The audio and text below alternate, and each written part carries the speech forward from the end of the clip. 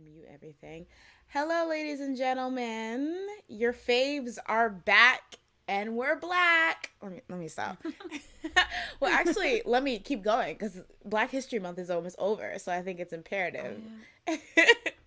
I love For a how, second, I was like, "Isn't it not over?" I don't honestly, know. February was a smooth 3 nanoseconds, so it kind of feels like Honestly, it's yeah. it's not over. But hello, everyone.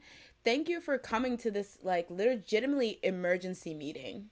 Like this is an emergency. Like I was like, we need to go. Because Jazz is the one who actually informed me about like today's showstopper, today's headline about. Well, how did you find out? Like what? How did you like? Was it Twitter? Was it? Twitter. I like. I don't know what it is. I'm a night owl, so I'm sitting there at like 2 a.m. I think, just sitting on Twitter. I think I went through Twitter, TikTok. I don't even know. I went through a whole bunch of things, but Twitter was one of them, and I was like, oh, why? I think Jennie was trending or something, and I was like, Ah, why is okay. that? And then I found out they're like the big thing, and I was like, okay, oh, oh. Yeah, I was like, yeah, because I was gonna say because I think I woke up at 6, and then when I saw your text, it was from or your message, it was from like 4 hours ago. So I was like, dang, you're on patrol out here. You were looking for the I story, I need but to get back on a regular sleeping schedule. That's what it is. But yes, everyone, we had to have an emergency meeting. First of all, I want to say hi to everyone in the chat. So hi Andre, hi Andy, hi LD, hi Christine, hi Al. Ooh, new person. Hi Al. Haley Ann, hey Jess, hey everyone. Oh, hey ASDF. Hello everyone for coming to the stream. Thank you for coming out Wednesday. I was like kind of actually like scared because I really wanted to do it today because I was like, so many things are happening. By the time we talk about it on Saturday, it will be like kind of old. So I was like, Mm. I don't mean to be like a clout chasing, trend chasing person, but like I was just like, if I don't want to like have to like have 1,000 things to talk about in the next show. So actually, everyone thank Jazz for being flexible and like being able to do this because I was literally like, listen, we gotta go, we gotta go. I'm gonna go live. If you can't come live, that's fine. But I really have to go live tonight. Sulgi's trending on Dispatch coming for everyone. They got Sulgi too. No, Sogi, what? oh my God, Sulgi's I trending on know. Twitter. Apparently, are you kidding me? Oh my God, y'all, I cannot keep up. Oh my God, why is she trending? Let me look. Let's take a look. Rumors, what? Oh, dating someone. Oh gosh, calm down, people. Is it like vague or is it like they know that it she's dating well, this person? Huh? Twitter phrased it as K-pop fans discuss rumors Red Velvet member Solgi is dating someone. Y'all, that is so vague. What? Yeah. What? We need receipts. We need like the dispatch level receipts. Okay, so they're just memeing. Everyone's just memeing on Twitter. Imagine though, dispatch was like, "Wait, that was our second surprise." Um, but yeah, actually, okay, we have a lot to talk about. So let's just get into the first topic of the day, since everyone like we probably discussed it to death yesterday. Dispatch revealed randomly that Gdragon and Jennie were reported to be dating. So let me give my credits right now. This what I'm about to read is coming from Soupy, who translated from Dispatch. So the article reads: Dispatch has reported that Big Bang's Gdragon and Blackpink's Jennie have been dating for over a year. And actually, let me pull up the article just so everyone's clear what exactly I'm looking at. I'm trying to get better with like making sure I give credit to where I get my sources from so there's no confusion. So let me just pull that up. So this is where I got it from. My homegirl, our homegirl soon be. So in the report, Dispatch shared that they had witnessed G Dragon and Jennie meet secretly. According to the outlet, the two celebrities had often had their dates at home. Dispatch explained that G Dragon had a personal parking lot and a private elevator for his penthouse, which Jennie was able to use without having to verify her identity. According to Dispatch, Jennie's normal everyday schedule was to visit G Dragon's home once her activities were over for the day. She would then return home and then repeat the same schedule the next day. Dispatch stated that G Dragon and Jennie's relationship is a widely known secret within YG Entertainment, that Jennie's manager takes her to and from G Dragon's house. Sometimes G Dragon's manager would take her instead. On January 31st, the day of Blackpink's online concert, The Show, Dispatch spotted Jennie leaving Gdragon's home in the morning and heading to the concert venue. Gdragon's car was also found at the venue, according to Dispatch. A source close to the two artists stated to Dispatch, "Quite a lot of people at YG have noticed their relationship," adding, "Jennie's mother is also aware of her relationship with Gdragon. She's thankful that he takes special care of her." In response to the report, YG Entertainment commented, "We cannot confirm anything about our artists' private lives. We ask for your understanding." So, to me, that is a common, like, YG response. That means, yeah, but mind your business. So, I mean, rightfully so, I guess. right? I saw that somebody was like, oh, like I read some comment, I don't know where it was, but somebody was like, oh, I see that YG is following suit how SM did Chanyeol'a and YG did, or JYP did somebody else who was outed and they didn't like give a response for it. And I was like, that is like YG's MO. Like they've always just were like, mind your business. Like, but I mean, but the thing is, I was actually thinking, and Gdragon has been rumored and has been dispatched to have been dating a bunch of women, but he's never confirmed. I remember Juyun, former member of After School, that was like last year or maybe 2 years ago, supposed New Year's couple, and then of course we know Kiko Mizuhara, that whole fanatic. But I feel like he's never been confirmed to have been dating anyone, and they actually confirmed Jennie with Kai. So I wonder if it's like also a Gdragon / Big Bang thing where they're just like, we're never gonna tell y'all. Like that would be. But okay, what was your initial reaction when you saw this, like this news, like this pairing? I actually forgot when the Kai thing happened, so I was like, did she just jump from Kai to Gdragon? Queen like, things. within like 2 seconds? But I realized that the Kai thing was like 2019, so I was like, okay, whatever. But like that's still an interesting. I was like, that has to be like a power couple, like honestly, of truly. YG, like like it's two of the faves coming together. Honestly, I was really like this. Like I was like, this sounds like a fanship. Like this doesn't even sound real. It sounds like something that fans might have really wanted, but when they were just like they had their seats. I will say, just to double back because we didn't really talk about it in depth. I do think it's creepy that they follow them closely enough because I see a lot of people saying that like Andy says both Jiyoung and Jennie are stalked relentlessly by Dispatch. Shaking my head. It is like I feel like we do have to comment on the fact that it's very creepy that you know. Like, you follow them closely enough, you know, like, the entrances she uses, you know when she goes. Like, that's very uncomfortably creepy. And when you were reading that, I was like, how do you know this? exactly. Was she the one? Did she write you a whole document? Because otherwise, how do you know this? It's so weird. Like, and like, it's just like, I don't know. Like, I feel like there's always this more gray moral area because it's like, at one hand, like, I'm like, okay, I'm deeping this information. I'm like, okay, they're dating. But at the same time, it's just like, well, you know, considering the source and what they had to do to get this information, it's really, really weird. And the fact that they have, like, pictures and stuff. So, actually, let's start off with that question. Morally, what do you guys think about Dispatch? Like, obviously, invasion of privacy, but do you think Dispatch is something that we should like straight up cancel because of how they get their information and how they choose to out idols? Or do you think it's just a part of like the whole celebrity, I guess, circus in that, like, you know, you're famous, people are going to chase you around, people are going to try to out you in relationships because they know it's what the public wants to hear? Like, what do you think? Like, when, for example, like Kai and Jennie were outed a while ago, or like Chen and his wife, were you like, oh, okay, or were you just like, I shouldn't know this information, so I'm not even good, I'm gonna ignore it? Like, what was your initial reaction, Jazz? Well, I feel like those types of things aren't really big to me, but like, so I was like, knowing it, I was like, okay, whatever. But I can see like the damage that it could do because of the industry that they are in. Mm-hmm.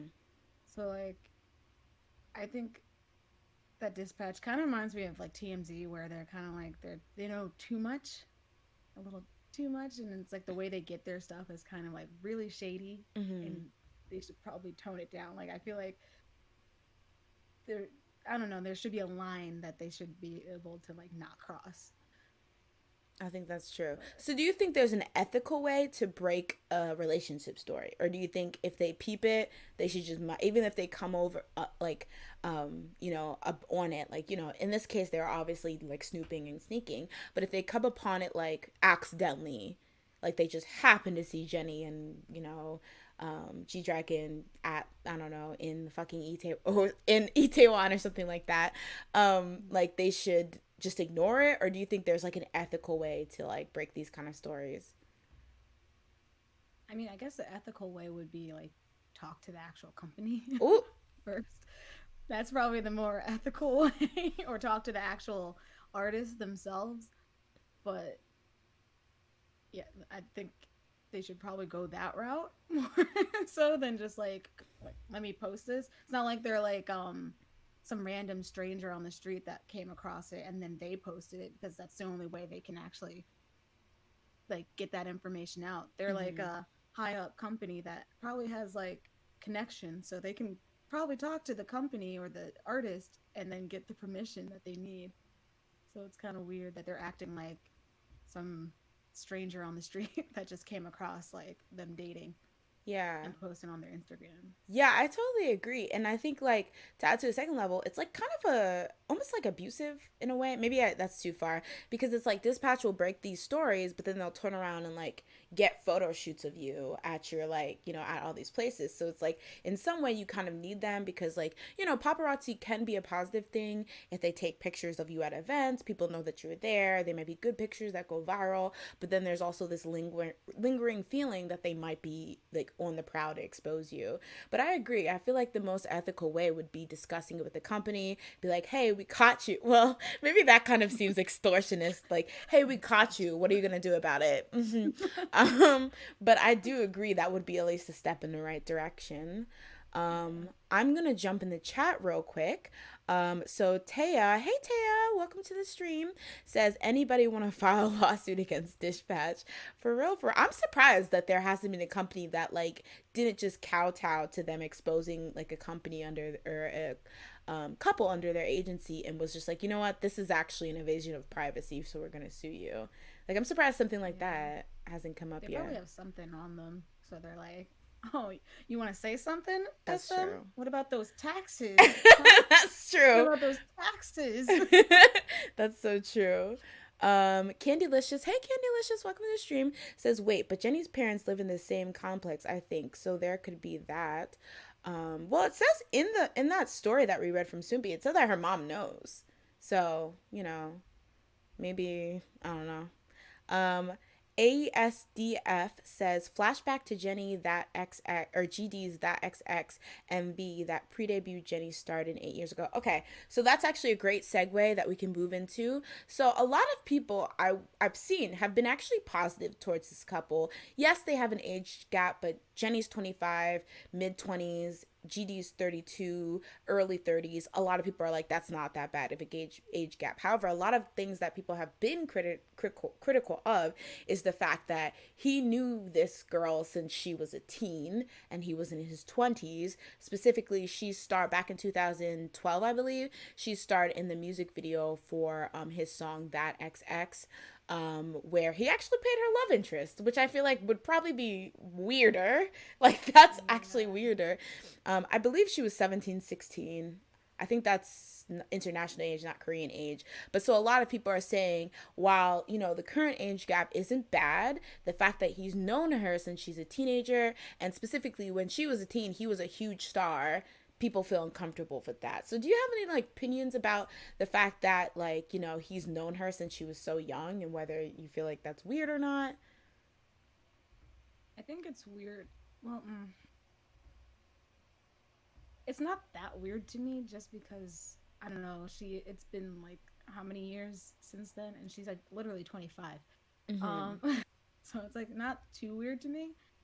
I could understand like I don't know, like I don't it's just been so long, and like if they were closer, I don't know if they're actually like so close that they saw each other every day before they started dating. Like Mm-hmm. maybe I can understand like being like, "Oh, that's creepy." Like you were like always hanging out with her even before she was like of age, and like now that she's like a certain age, but she's 25, and it took him like 7 years after she became legal or whatever Mm-hmm. to actually date her. So it's not like he was sitting there like, all right, when you turn 17, girl, like let me get that. Like no.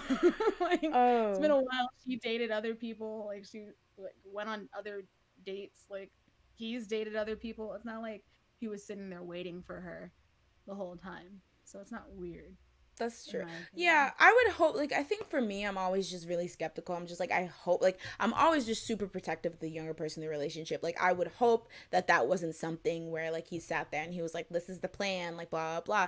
But and I genuinely think that there could be a situation where, like, down the line maybe like he didn't see her like that, and down the line maybe he saw her like that or whatever. But I don't blame people who are skeptical about it, because there are a lot of weird situations where people are groomed, and it's not only the age but it's the power imbalance, because like I mentioned before, he was a huge star before she even debuted, so things like that. But I think like you're kind of right, like we can't really say anything now because she's like 25 and he's 32. And I think kind of like what I talked about last time when we were talking about the Din Din situation, I never want to take autonomy away from these girls, like in terms of their like ability to make decisions. Although I'm always going to be super protective when it comes to those type of power dynamics, I also want them to be able to decide. And it just becomes really murky because it's like you want to be careful but you also don't want to tell somebody how to like live their life or something like that. So it's quite hard. I'm gonna jump into chat real quick again. So let's see. LD says people are shitting on GD on Twitter because he knew Jennie since she was 16. Okay, 16. But it's gross. It's so gross to call GD names when he wasn't even paying Jennie any mind back then. Well, I think it's like that thing that we don't know. Like, we truly don't know if his intentions were to do X, Y, and Z. But I think I'm going to give him the benefit of the doubt, I guess. Like, unless we hear anything yet. Because it's up to Jennie to really express that. Yeah. But yeah. But I understand people's concern. Andy says dispatch are stalkers, not journalists. Definitely, I would second that. um, Candylicious says dispatch needs to be canceled, especially in a culture like Korea, where your career can be in jeopardy. That's actually really interesting because I remember a couple years ago there's an article that I think Dispatch released where they say that they try not to expose people who they think would genuinely jeopardize their careers. So they said that they like stay away from like new artists and rookies, which I feel like can be debatable, like in terms of like who's really established and whose career it wouldn't affect. But like again, like I feel like it's kind of going back to whether there's like an ethical way to do something like this. Do you Yeah. think, if like in your opinion, what would be guidelines that Dispatch, and this goes to chat too, that Dispatch could stand by to make this more ethical? Like, I know you said, I think a good one, Jazz, you already mentioned, was like talking to the company first.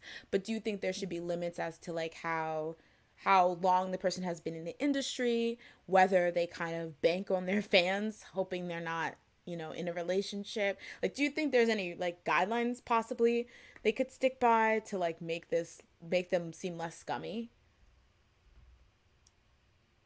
I guess like I don't know. One thing for dating, I guess like you should probably wait a couple months, maybe like a year, like they did.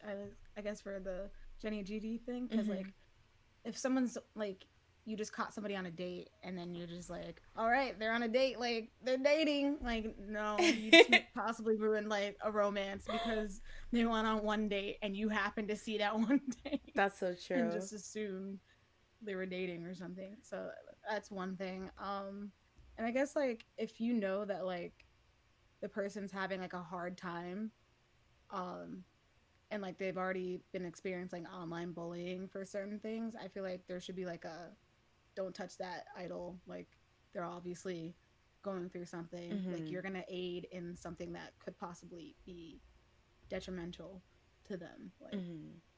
Yeah. so that's one thing. No, I think that's definitely something. Yeah. And I think, like, I don't know. It's just like a difficult situation because, like, at the end of the day, it really shouldn't be anyone's business. So, like, I feel like with that in mind, it seems like everything they do is unnecessary. But I think they could at least like try to keep away with people that really it will really affect their careers the most. Because for example, when the Dispatch couple this year, excuse me guys, because I totally forgot the actor and the actress who had been in that drama together. If somebody can remind me who it was in the chat, that'd be great. I think I remember who you're talking about, but I also don't know their names. Me either. I think I was just like, okay, cool. Anyway. I'm so bad with actors and actresses. But for them, it was kind of like, yeah, they outed them, but it was like, they're actors, they're grown, X, Y, and Z. So it's like not much you could do. And a lot of people were like congratulatory. So I feel like even though it was kind of invasion of privacy still, it was kind of like a non-factor. But I think like your point of like making sure like with Jennie, it's in the Dispatch report, it said that they'd been dating for a year.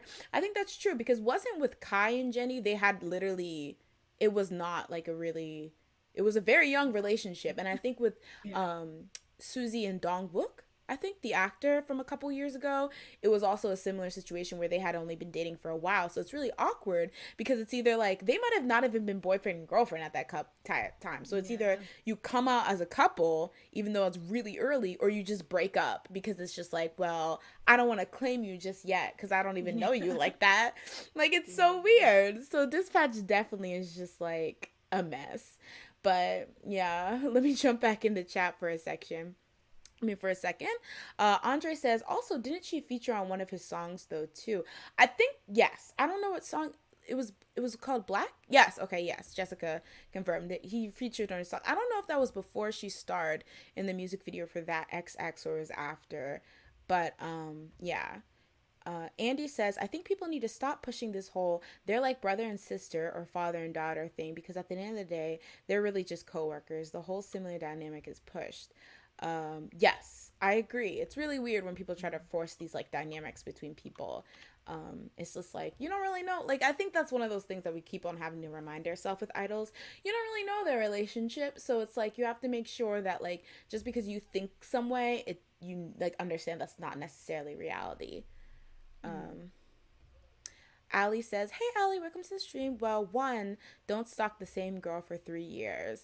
Yeah, I think like Dispatch is definitely not just Jennie, but like who do you think Dispatch probably like literally they like are like, all right, wake up, let's see what this person's doing, let's stalk them. Anyone that's popular. That's true. That's true. That's kind of true. Which EXO member do you think currently gets stalked the most by Dispatch? Maybe Chanyeol'a. Yeah, I was gonna say with the cheating. That drama. With the like, all right, let's catch next time he does something. Bone apple teeth, man. Yes, the bag is ours. That's so true. Okay, Andy says, apparently Dispatch also knows that some idols are LGBT and they won't expose them, but the fact that they know about these idols' personal life is disgusting, and the fans wanting to know are sick. That's so true. I did hear, I think in that same article where they talked about that they would never expose somebody who had like, you know, their career was only up and up and like a dating scandal would destroy them. I think they also had mentioned that they wouldn't expose somebody if they were part of the LGBT.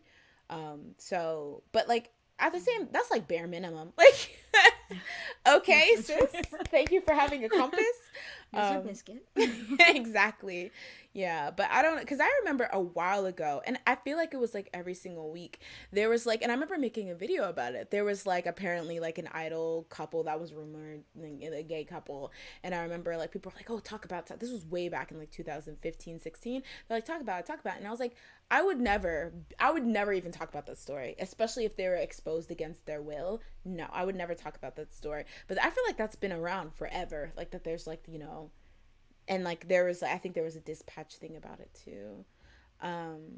But Andre says, I honestly think the whole culture needs to change when it comes to idols dating than it is about Dispatch. Okay, since we're literal ancient artifacts, maybe we can talk about this. Do you think, and maybe this is just me, like where I'm at in life, I personally feel like this Jennie and Gdragon thing is like, and of course like it's alleged at this point because they did not confirm or deny, but like don't you think that like literally, if this happened like 4 years ago, it would be a big, like, I feel like most people are just like, oh, congrats, let's move on. Like, Yeah. I personally feel like we're kind of like, especially in comparison to like back in like 2009 or something, I think we are moving towards like people being more accepting of idols dating. Because Yeah. like what is like, I guess we can walk down memory lane. What is the messiest idol couple reveal you remember? I think I have one in mind. The messiest. Like it was just like people lost their everything. The Susie one? Oh Oh, wait. Was there a rumor that Eunhyuk and the what's the girl? oh, IU, The girl? Unhyuk and IU. Yeah. Yeah. Yeah, I think it was them too. Yeah, like I remember that being messy, but like I don't even know if they were actually dating or whatever was happening with that. I just remember that Mm-hmm. being really, really messy and everybody was dragging everybody. And I was like, for what? I For remember a that. picture? I That's don't. true. That's true. If you guys don't know what we're talking about, a long, long time ago, literally in like 20 BC, IU of, I don't even know, fame, just like solo artist fame. She had accidentally uploaded a picture to her, I believe it was her Instagram, might have been some other social media, of her and Eunhyuk from Suju. And it looked like she was in a nightgown and they were like chilling in bed. And it was like immediately deleted, but then it like went on this whirlwind of like, oh, they're dating, like, they're, are they together and stuff like that. And it kind of shook the world because, of course, she had that kind of little sister image at the time. And I think Eunhyuk is like kind of older than her, maybe not by that much. I can't really remember his name age, but so a lot of people freaked out at the time. But yeah, that definitely sent the world into tizzy. I was gonna immediately say Taeyeon and Baekhyun.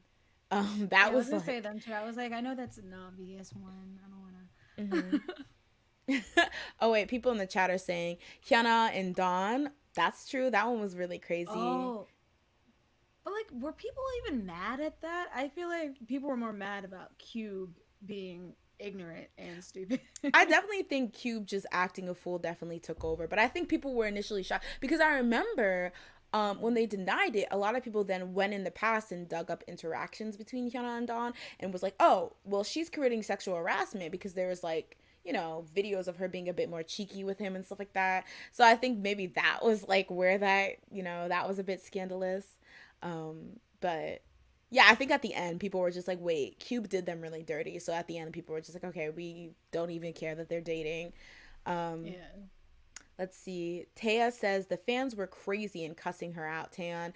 Yeah, I feel like though, I will say, although EXO fans did do a number on Taeyeon, I would say that Taeyeon fans, or Baekhyun's image, and I don't know if this was EXO-L cursing Baekhyun or Soan's cursing Baekhyun, but I would say she was like one of the first instances where I saw like in a couple the female idol not just get destroyed, but the male idol kind of face some backlash too, because I think Mm-hmm. Taeyeon was very big at the time, had a very big fan base, and of course EXO-L, I think, are gonna maybe scold, like get mad at Baekhyun.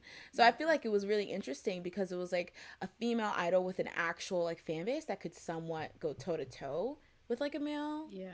I feel like that was the first instance of that. Um, but oh, okay, everyone's saying ooh IU, but that was like a bed picture. No, yes, I believe she was in bed. Oh my god, I'm so happy to be with other like second gen K-pop stands because I always get weirded out when somebody's like, "What? Hyuna was in the Wonder Girls?" And I'm just like, "Wait, no, wait, I'm not that old, I Oh, swear." you're young.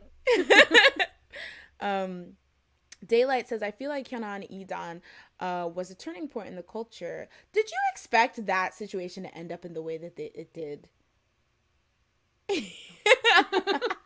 I thought Cube was smarter than that. I literally was like, all right, Pentagon's doing the best that they've ever done. Hyuna.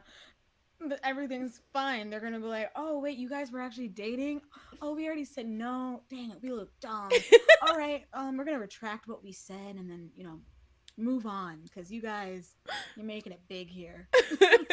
That's so true. I don't like it just really gives like it's a testament to how even when you have like such a track record that Hyuna does and done so much that Hyuna does, how disposable some of these idol companies think their idols are. Because the fact that they're really willing to let go of not only Hyuna but like Dawn in the fact that Pentagon was rising and he has a big like as somebody who contributes to their songs, he has a big stake in that. And they're really letting like ready to do like chuck the deuces just because they're dating is just foolishness. Like, Yeah.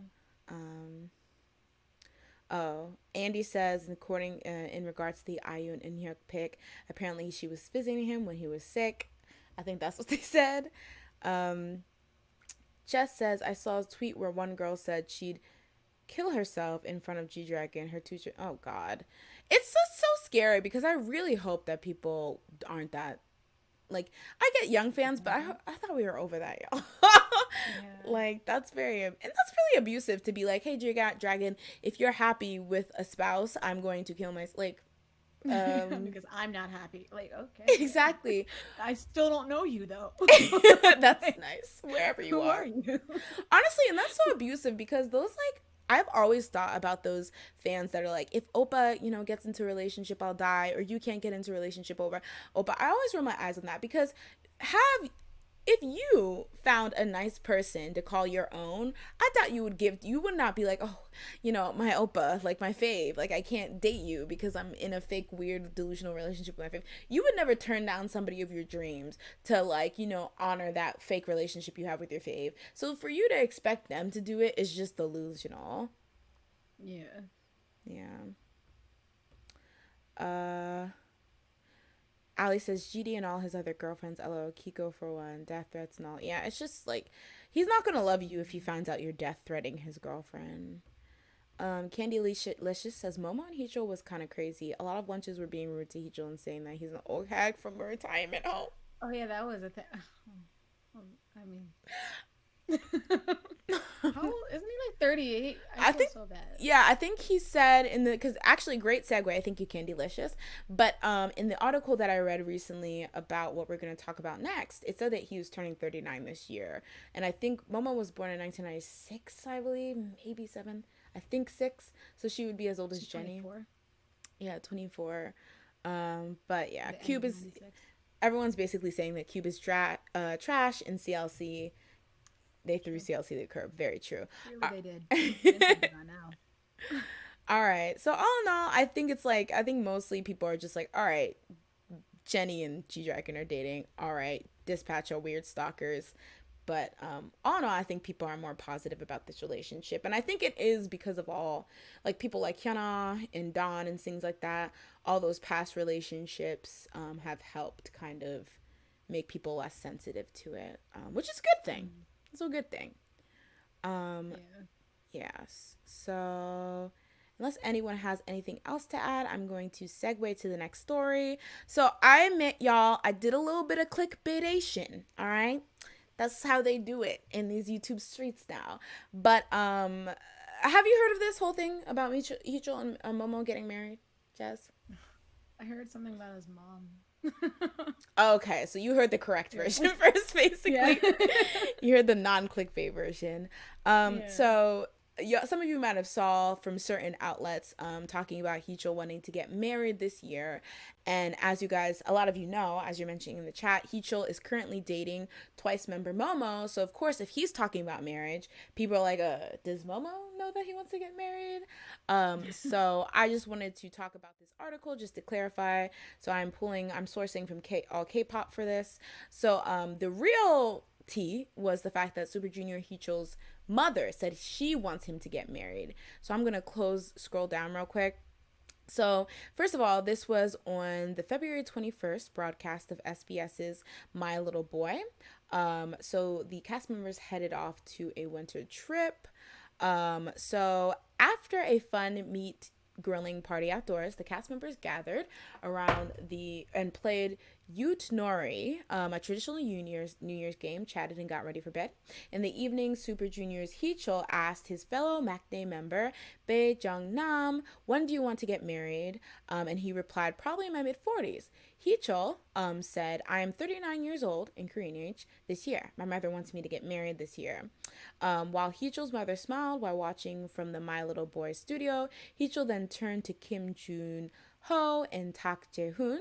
I mean, obviously, getting married and living with your spouse is happiness, but what do you guys think? But what do you guys think is the best thing about being alone? So they essentially just talk about that. But I guess the big takeaway here is the fact that a lot of people took this whole segment that they were talking about marriage and the fact that he just said his mom wanted him to get married this year and was like, Momo and Heechul are getting married this year. um, yeah. So Like if I was getting married every time my parents said, "Oh, like you need to get married now," like I'd be married a lot. you'd be on your fifth Why not? husband. Yeah, why not? Yeah, that's so true. And I feel kind of bad because I think Heechul is very careful in this kind of stuff because he knows that like stuff like this, him talking about anything like this, will go back and affect Momo and put Momo in the headlines. But I think it's just really weird because I know like a lot of once when it was first announced that Momo and Heechul were together, Momo is 30, or it's not Momo, Oh, Heechul's I was about to 39. say, Momo was what? And is Momo, would Momo be 30? Momo would be 24, 25, I think. I don't think her birthday passed yet, so She's 24. 24. Yeah. And so a lot of people, that was a big concern because at the time, I think it was last year, Momo was like at the height of her career. She's in Twice. There, and like, you know, he's just a bit older. So milestones like having children, getting married might be closer, you know, not too far away, as opposed to like maybe somebody in their mid 20s. While it's not like far fetched for somebody 24 to have a kid or be married, you know, as a female idol in the prime of her career, people don't really expect that until way later down the line. So like, I guess like, what do you think in terms of like Heejul talking about this stuff? Like, do you think he needs to like bite his tongue when this kind of stuff relationship wise come? Okay, you're saying no. Like, so you think that people need to like just calm down in general? Yeah, I feel like he's just talking to his his friends about like what his mom is saying to him. I feel like that's a normal thing to say. Mm-hmm. It's not like he's saying like I'm gonna get married to Momo. Like no, he didn't say Dang. that. He said my mom wants me to get married because I'm 39, so like she thinks I'm like I should get married now. Like Mm. it's not like a out there statement. Like I can understand if like he was 16 or something and he's like my mom said this. Like I'd be like, okay, calm down, sir. Your mom didn't say that. You just want to get married. You're putting the hints out. um, I agree because it's hard to be like you can't talk about anything like that, but I guess it's like really important because like you know she's younger, you know people are gonna be her fans are maybe will be a lot more sensitive to talks like that. I'm gonna jump into chat. Ali says that I didn't think it was appropriate for him to mention that publicly. Ox for her. I can see that, but at the same time, he did clarify that it was his mom saying that. So I don't know if that's still like messy, but like, you know, if he was just like, I feel like I need to get married in the next 5 years, that would be one thing. But I think he was just like, well, my mom said this, but you know, I don't know. I don't know. Jess says, I feel like Heechul's probably pressuring her into getting married. I still don't know how to feel about the relationship though. I mean, I'm always gonna think side eye it because again, it's a situation where he knew her when she was very young. But at the same time, I don't want to strip Momo of her autonomy. Like, you know, Yeah. so I think the only thing I can do is side eye the situation. And if Momo ever comes forward and being like, yeah, this was like messy, then I'll be like, okay, Momo, I got your back. Once is for real. It's like I always knew this. Here's the Always receipts been I a day collected. one. But yeah. Yeah, I don't know. Like, I don't know. Maybe Momo wants to get married. Like, but I just think it's always awkward because she's like, you know, I think it's like this unbalance where like, Heechul is 40, almost 40. He's had his career. He's lived in his prime. He's been single during his prime. Although once again, we were just talking about how we don't think idols should like them dating should be like a make or break for their career. At the same time, he got the luxury of seeming single during and not being harassed about, or like bothered about his relationship. So I feel like maybe in that sense he needs to be more careful in terms of Momo. But again, I don't know them or the relationship, so I feel kind of weird speaking on it. Yeah. But yeah. Yeah, it's really. Andy said, Taya says she's probably looking like that lips eye thing. Andy says Heechul was just saying that his mom is bugging about him getting married, but toxic fans acting like he proposed to Momo on TV. That's true. Yeah, honestly. Taya says, truth be told, I don't like the relationship, but I'm not going to throw hate upon them. That's fair. Ali says her solo career isn't even a thing yet. She's still a main member of Twice. Yeah, that's true. And I think JYP has made it kind of like a thing that makes sure Twice is like a unit. So they haven't really seen many solo ventures yet. Andy says, but I do think Momo is still a bit young to get married. I mean, maybe they want to, man, IDK. That's again, like we don't really know. Yeah. Let's see. As long as he isn't inadvertently hinting at Momo. Yeah, that would be messy. ASDF says, plot twist, Heechul's mom wants him to get married now because she stands Twice in Momo's advice. She's like, I'm going to secure it. Grab it. While you can, son. Please. Daylight says, I'm the same way. I'm never going to say somebody should break up / shouldn't date somebody, but the side eye is there. And I think that's fair. Again, we can't even force, like, we obviously have no say in what the relationship looks like, but I feel like, just in defense of, like, making sure people are safe and, like, just, like, potentially inappropriate situations, it's always, I think it's fair to side eye. Yeah. Like, yeah.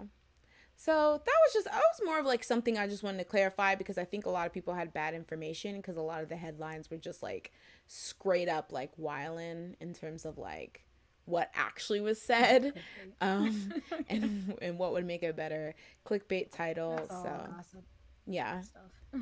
it's all gossip now. So I'm going to move. So for the next story, we're going to head over to Chungha.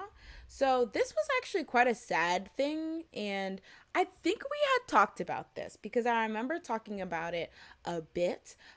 This next story is coming from Soompi again, and essentially this is Chungha. She kind of talked about the fact that she got diagnosed with COVID last year. Oh, And again? oh my God, imagine, like, this girl can't get a break. But yeah, she got diagnosed with COVID, and she kind of talked about, she was on a show where she kind of talked about like the effects that had on her and what that kind of meant for her. So hold on, I'm trying to pull this up in a way that the side seems to be kind of off. So there we go. All right, so let's Scooby-Doo. Again, this is coming from Soupy.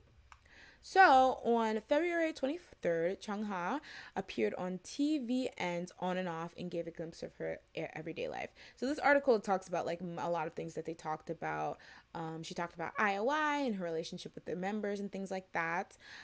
So this is a specific part I wanted to talk about though.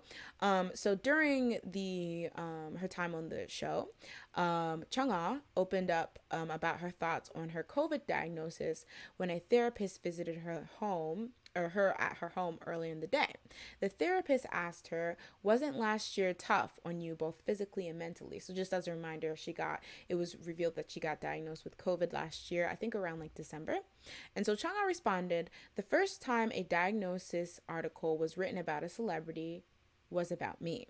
It felt like it was my fault because they went to these events for me. If I wasn't a public figure and if the news weren't made public, it would have been less tough.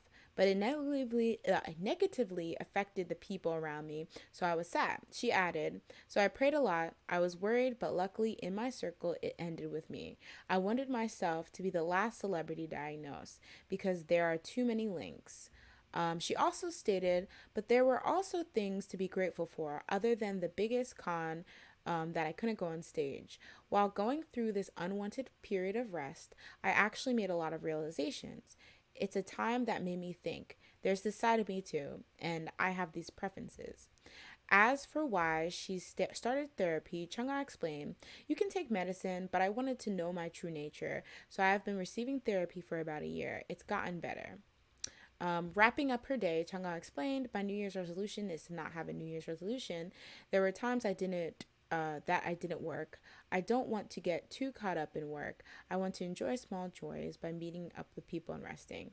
So I remember talking about this, and I remember saying how it was like her being diagnosed with COVID was bad. I actually saw a lot of positivity and the fact that a lot of people were concerned with like her, like that she was, that she was okay and things like that. But I remember mentioning that like this is going to be her name being the first celebrity name or one of the most prominent celebrity names attached to COVID is going to be bad because everyone's going to blame her. And it kind of reminds me of, the F4, Jungkook, what was it, Mingyu, Jaehyun, and Eunwoo, when they were dragged because they had essentially there had been an outbreak in Itaewon and they had been there a couple days prior before they traced the outbreak back to Itaewon, so they got dragged for filth. But I think, like, what do you think about this whole thing? Because we talked about this a little. This dichotomy of like celebrities working and it more or less being okay to work, but then also being kind of blamed when if something happens in terms of COVID. Like, do you think it's a fair if she got criticized for getting COVID? I think it's. I guess it's fair to me if she was out here doing like the bare, like she wasn't doing anything like to prevent it spreading and all that. Like Mm-hmm. she was just like out here like no mask. She like was asking for COVID. Like she was like spitting on people. Like she Please. was just talking like to people no mask on, coughing. Like I can understand like the hate, and it doesn't have to be that serious. I feel Mm-hmm. like as long as she was taking the precautions that were got like given to her as a guideline, I don't want to like be like, oh well, this is your fault. COVID is your fault. Like no, like I don't.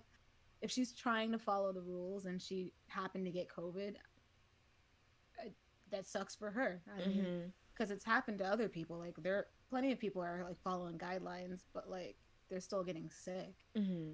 Because like as much as I would like to just stay at home, you can't always just stay at home, and there could always be that one instance that like you take off your mask when you're walking outside of the store because you're like, oh, I'm finally out, I can breathe, but like maybe someone coughs right next to you because they weren't wearing a mask or something, and then that's how you get it, and you're like, dang it, that one split second. That's so Now true. this is so many factors, and I don't want to like drag anyone that has COVID and be like, obviously you weren't prepared, you weren't Mm-hmm. trying to do anything. So yeah. Yeah. And I think it's like it's kind of unfortunate because like you don't know who she got it from. So she might have been being as safe as possible. Maybe she got it from her background dancer because they were doing something Mm-hmm. reckless and stuff like that. Like you never really know, which is what makes like these entertainment guidelines for like working so messy because it's like, yeah, you can get tested and stuff like that, but sometimes not that the tests don't work. Well, sometimes like rapid tests are not as effective or reliable as people think. And then also like if you test before like COVID really like you know materializes itself in you, then you might have thought you didn't have COVID, but the test was just too early. That's why they have that 2 week quarantine. So I think it's like really confusing because there's mixed signals where you're allowed to work, but like then it's like, is that the best thing to do? But then again, a bunch of people are relying on you to be successful and have like, releases for their paychecks. So I feel like, yeah, it sucks that Mm-hmm. all that burden is now on her because she's the one with the most prominent name. Um, Yeah. and yeah, and similar with Jungkook in the F4, like they were kind of in like a tizzy because it was like they were going out, but like they would have nowhere to go out if those places weren't open. You know what I mean? Mm-hmm. So they probably misunderstood maybe, or were like, oh well, let's take a breather or like a load off or whatever. Let's go hang out, and then it just happened to be that place that they were hanging out was an outbreak. But then because they're the idol name attached to it, they get all the blame. Um, Yeah. but I feel bad that she felt burdened because she was like, well, I'm the famous one, I'm the first famous person, like I did something wrong. That's quite sad. um Yeah. I'm glad she like got a therapist and mm, like is talking through it. Like exactly. good um mindset. Leanne says, I love that an idol can openly talk about going to therapy. And I believe that's like, I agree. That's so beautiful that she was like, I need to, talk this out with somebody. Um, Leanne also says, oh, yeah, I felt so bad when she said that the time she was quarantined was the first time she was able to rest properly. Yeah, that's quite sad. Oh, hey, Red Light. Welcome to the stream. Andre says it's so sad that she felt responsible and carried the burden. Yeah. Candylicious says she's so strong. I love her. Um, Andy says, wow, this makes me respect her more. Ali said, it's amazing that she was able to be open about the situation. COVID diagnoses are really hush hush and seem as a shameful thing to get COVID. I agree. Like, think about, not trying to like point any fingers or start like a conspiracy theory, but I wonder how many people who've got it, famous, whether K-pop idol or not, who just did not talk about it because they just did not want the smoke and people questioning their choices and things like that. But yeah. Red Light said, I honestly thought she was going to get it worse, being the first to get it. K-Nets and I fans alike were respectful. She took responsibility, and that was that. Western celebs and fans alike can take notes. That's true.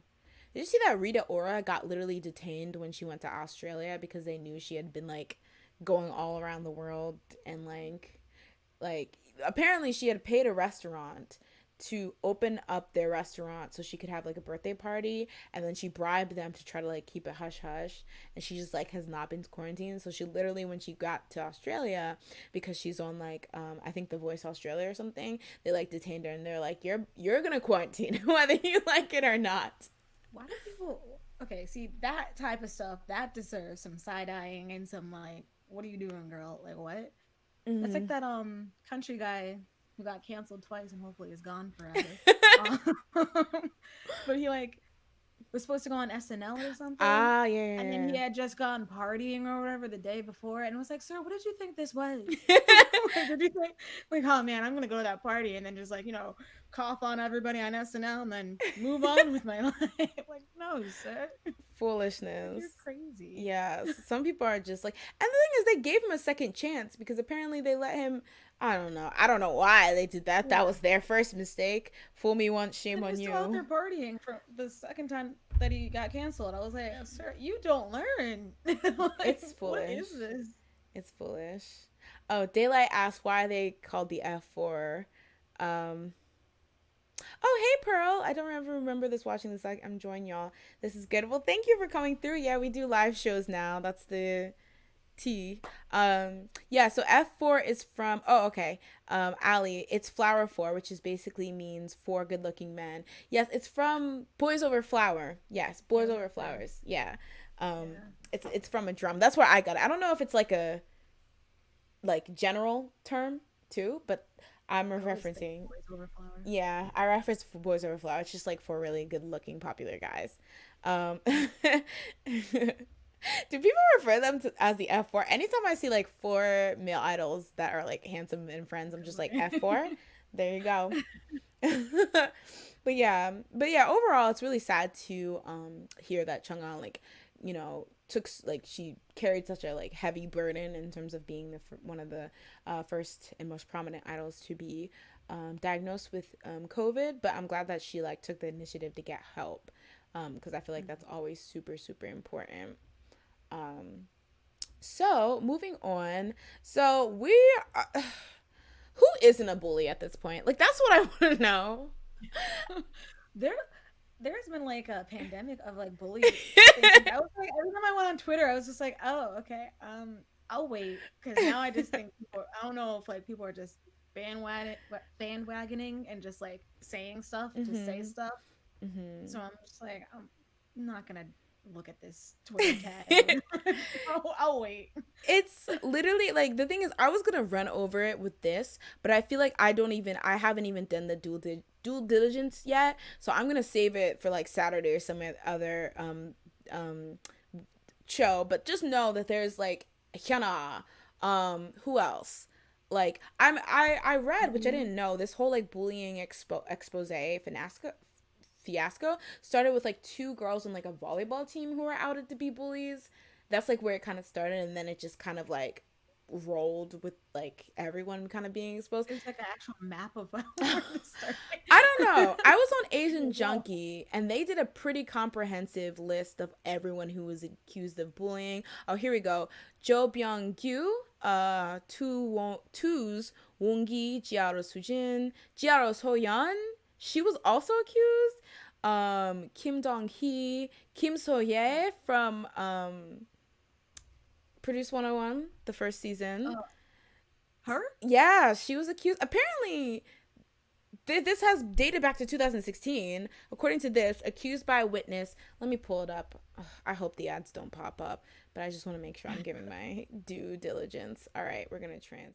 This is a article by Asian Junkie, titled Bully Allegations Roundup 14 Korean celebs hit by claims. So we have Kim So-hye, accused by a witness of school violence with SMP Entertainment, characterizing the claim as false and requesting a police information after not punishing perpetrators of school violence allegations that rose back in 2016. So apparently she was originally called out in 2016 and they're like resurfacing. 17 Mingyu. Well, we already know he bullied us in this D. Was this the one? Oh no, it was Wonwoo, right? Oh. Okay. No, Wonwoo. How dare you try and drag me there? You know, sorry. Sorry, it's not funny, guys. I'm sorry. I also like Mingyu, but like I think that's the one I saw on Twitter, and I was like, I'll just. That's what is happening. He was accused of bullying, after which a schoolmate defended him. Then Playtist Entertainment stated that the allegation is false. We have Park Hae-soo. I believe this is an actress. Stray Kids Hyunjin, accused of bullying, but a classmate defended him against the allegations. JRP Entertainment says that they are working to confirm the truth, but that there are false things already circulating. The boys, Sung-woo, accused of domestic violence. Luna's Chu, accused of bullying, with Blockberry Creative denying the claims. This is literally like, everyone's like, and then in third grade, let me tell you what this B did. Honestly, at this point, they were like, in kindergarten, they took my cookie. I'm like, oh no. I turned around and my fruit snacks were gone, and I said, I know it's that girl. I know it's that B. Monster X's Kyuhyun, accused of school violence and bullying, with Starship Entertainment saying that they are investigating the claim, and also that the person making the allegations also made the one in 2015 that found out to be false. Oh my god. Everglow's Aisha, accused of school violence and being a bully, with it's Weiwei Entertainment responding by saying the class. And then Hyuna, accused of school violence, which was denied. Huh? I think it's Weiwei. It's like not Yuhua. It's not pronounced that way. I remember looking at it. I'm pretty sure, but also I don't know what pronunciation is, and I'm a clown. No. So all y'all's favorites is bullies. So I think this is both problematic, and I'm gonna get into Soojin's in more detail since we did cover that one. Hopefully we can go into these ones in more detail too, because I feel kind of icky just being like glossing through them, but there's so many, like, you guys have to understand. We could like literally do a separate show just dedicated to bully allegations. But one thing that a lot of people have been pointing out, because a lot of them are being written off as false, and so a lot of people are saying now everyone's just saying anything.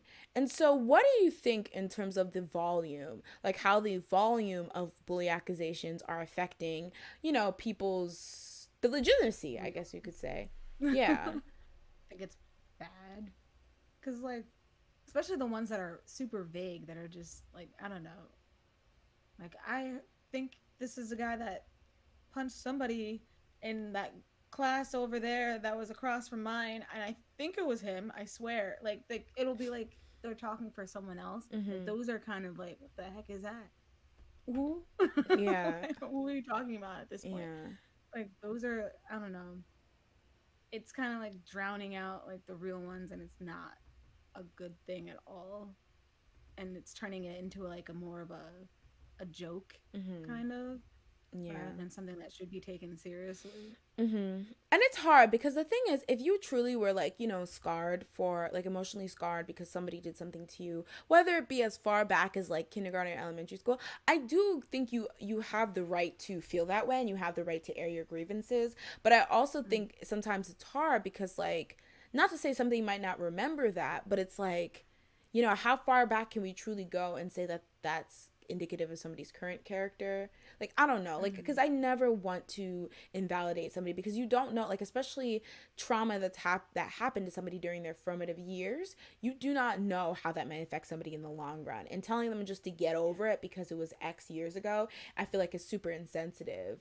But you know, it's just hard, like, and then like you said, there's a lot of stuff coming out, and whether that's like truly bullying, or it was just like you were in a fight with somebody, or you had a spat with somebody, or you two people didn't like anyone, like that's also Yeah. something. And we talked about this a bit last time, but like, you know, some of them are anonymous, so it's just like, how much credit can we give to like an anonymous account of bullying? Like, just because you said that they went to their school or something like that, is that enough Mm. for us to like 100% cancel somebody?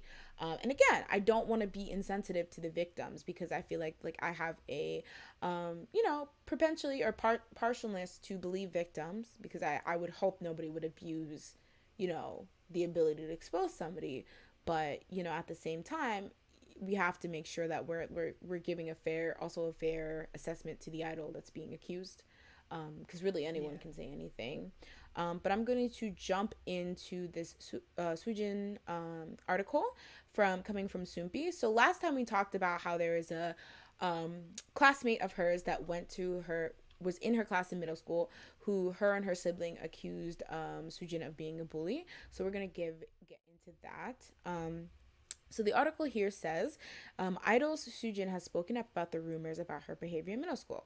So this is the part that we already talked about. On February 20th, Soojin's middle school classmate and her older sister wrote posts online about Soojin's alleged bullying in middle school. Some of the accusations were that Soojin had slapped the classmate, sent on a group text to make her an outcast, and taken other students' belongings. So the next day, Cube said that in an official statement that Soojin had gotten in an argument with the classmate and her sister. Claims of school violence were not true, and the agency firmly stated that they would be taking legal action against false rumors. So this is the case that we kind of talked about before, how they're claiming that it wasn't bullying. It was like, y'all didn't like each other and y'all were fighting, so like you're being fake. So following Cube's Entertainment's statement, another alleged school classmate of Soojin's posted on Twitter and accused Soojin of smoking and taking other students' lunch or money and belongings. Oh God. So in another post from February 3rd, a different person, so this is when it gets interesting, because in this case, another celebrity spoke out and claimed that she was a bully. So a different person claimed that Soojin had also bullied actress Sol Shi-ae, who attended the same middle school, by calling her names, cursing at her, and making up rumors to cause fights between Sol Shin-ae and others. On February 22nd, Sol Shin-ae wrote in her Instagram stories, "None of your excuse," in English. The timing of the post led to speculation that the actress was addressing Cube Entertainment's statement. So sorry, I got that a bit wrong. So it looks like somebody had claimed that Soojin had bullied the actress Ho Shin Hye, and then she had like alluded to maybe that being true. Mm-hmm. So that led to, on February 22nd, Soojin writing an official statement. So the statement goes as followed. Hello, this is Soojin.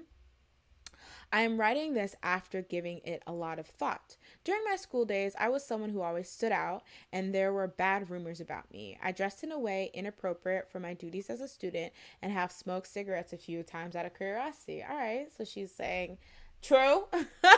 I did Mm-hmm. smoke a ciggy here and there. I did enjoy a Newport. That's what she said. She said, I strayed in my childhood, and ever since, I did not smoke. Even if I have corrected myself and gotten better, I believe it is all because I clearly behaved in a shameful way that this is the outcome today. But there is something I really felt wrongly accused of. I have always dismissed bad rumors without much thought, but after seeing many fans having a hard time, I would like to put everything down and tell you my story. You may or may not believe me, but I will say everything I remember. I believe I was really friends with the person who posted today. I remember having a meal at that friend's house and watching a movie with her and her older sister. I remember the older sister who wrote the post as someone I was thankful for. When I received a threatening text from a school senior and was having a hard time, she tried to report it to the police. I felt grateful towards her always. I always felt grateful towards her. I found out through the post about why that friend tried to distance herself from me. From what I remember, the reason behind the fight was because she had broken a promise. She did several times, and I remember I was angry about that. I did not know she was trying to distance herself from me, although it is embarrassing to admit, I remember cursing at her as well. At that moment, her older sister took over the call and scolded me. Then I apologized to the older sister and hung up. Since then, my friends and I grew distant and most likely harbor negative feelings about each other. However, I'd like to clarify what was said in the post. First, oh, she took the James Charles route with this. She was like, listen, what you're not going to do. Um, First, I have never inflicted bodily harm on the friend. Second, I have never ridden a motorcycle. That would make you cool. Okay, maybe it's an Illian thing. Third, don't not admit to that. That's cool. Third, I have never sent a group text to make somebody feel an outcast. Fourth, I have never taken other people's uniforms or stolen things from them. Fifth, I have never spoken with actress Soojin during my days in school. I apologize to her as it appears that she has been negatively affected by this incident. I really do not remember the incident with the juice. What the Okay, there's an incident with juice. I apologize, but I believe that I would not have done something like that. I apologize for causing an uproar with my personal life. I apologize that everyone was hurt and embarrassed by my actions. So that's her official statement on whether she's a bully or not. So what do we think? Because there's some confidence in some of the terminology. Like she's saying, you know, one, I didn't do this, I didn't do that. But then some of it, she's like, I don't remember. That doesn't sound like me. So it was a long time ago, right? I'm not, how old is Soojin? Let me look up. But you know, she's probably long out of middle school, whether she's like in her early 20s or not. But like, what do you think about this response? I guess, oh, like, is this enough that you think that everyone will leave it all alone? Okay, she's 22, so she's still pretty young, but still far removed from middle school. Do you think this is enough for people to stop accusing her? Um, I don't think there'll ever be like enough for her unless like she goes back, takes everybody in a time machine and then takes them back to the time that it happened. Because I feel like people are still gonna feel some type of way. Like there's always gonna be that one person that will feel some type of way. So I mean, like I think it's a decent apology. I feel like she went through how she knew the person, um, and relayed what she felt was happening. So I feel like to me it's a fine apology, and there's nothing more she can really do other than show that she's not that person and prove to them that like yeah, I mean I don't think that's something I would have done, and it's definitely not something I would do today, so let me continue to show you that. So I don't know. Yeah, I agree. I think at this point, people are gonna believe which they want to believe in a sense. Like, like I said, this is very James Charles rebuttal, by sister's rebuttal, and that she was just like, "This is what I did do. This is what I didn't do." But I think people like at the end when she's a bit vague about it, when she's like, "I don't think I did that. I don't remember did that, but I apologize. You know, if you somehow were hurt by this incident." I think people will take that and run with it and be like, "Oh, so you don't know?" Because I think a lot of people will maybe see that as covering your bases. So like if anything else more comes out, she can be like, "Well, I never said I didn't do it. I said I didn't remember." And I think one of the main keys is held in this actress because while it seems like the two girls, the two siblings, are going to remain largely anonymous, this actress, like, we know who she is. She, like, has, you know, a platform. So I feel like she could easily be like, no, you did bully me. And I think that's it. That's that on that. And I did see there was a follow-up that I think either was on All K-Pop or something where people were defending the actress and saying that, like, oh, you know, because I guess people were slandering her because of that little, like, vague statement about, you know, no more excuses.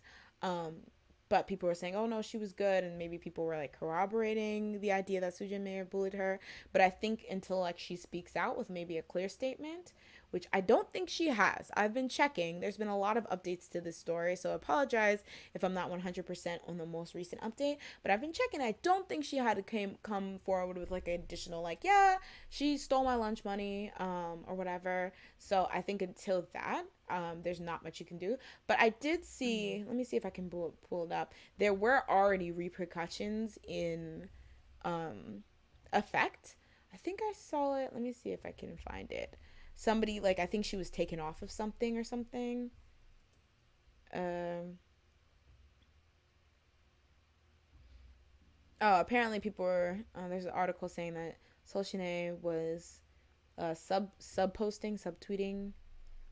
Oh, actress Soojin writes post that corroborates with victims of school bully. Was it just the?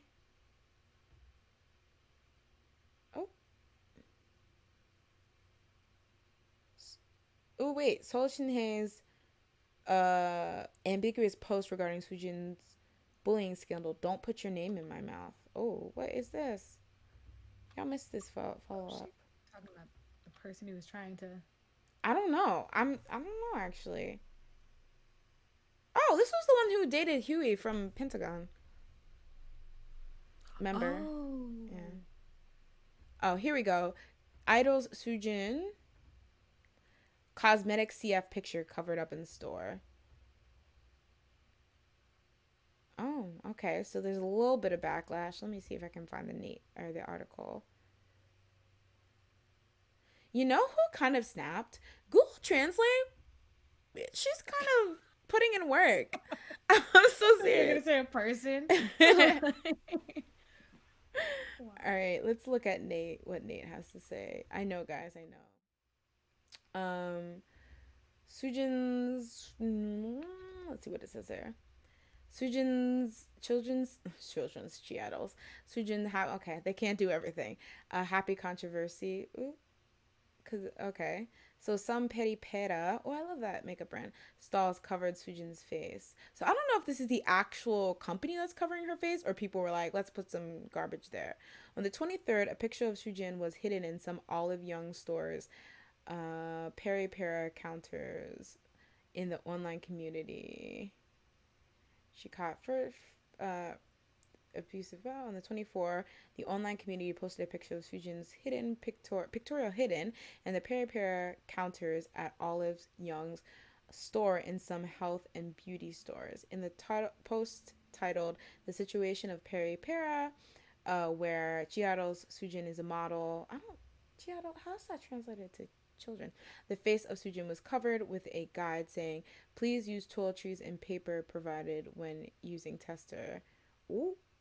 Consumers who saw the photo responded. Olive Young and Peri Pera responded quickly. What is Peri Pera, who used Sujin as a model? The agency has to spit out money, responded. Okay. However, it is said that covering up Sujin's face was not a measure by Peri Pera or Olive Young headquarters. An Olive Young official said, "Isn't this a great translation? I feel like this is next level."